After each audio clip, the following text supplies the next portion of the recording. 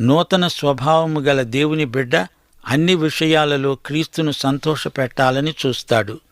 అందుకే దేవుని బిడ్డలు దేవుని వాక్యాన్ని శ్రద్ధగా నేర్చుకోవాలి. దేవుని వాక్యం అన్నప్పుడు అది పూర్తి బైబిలు. అక్కడొక వచనం ఇక్కడొక వచనం చదవటం కాదు. ఏవో నియమాలు కొన్ని తెచ్చి వాటితో కంచె నిర్మించటం కాదు.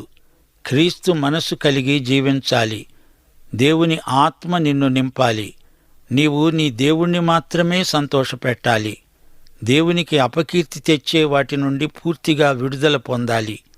ఈ శరీరంతో ఉన్న మిగతా కాలమంతా మానవ దురాశల కోసం కాదుగాని దేవుని ఇష్టానుసారంగా బ్రతుకుతాము. రోమాపత్రిక 8వ అధ్యాయం 5-6 వచనాలలో ఇదే మాట చెప్పబడింది. శరీరానుసారులు శరీర విషయముల మీద మనస్సుంచుతారు, ఆత్మానుసారులు ఆత్మ విషయముల మీద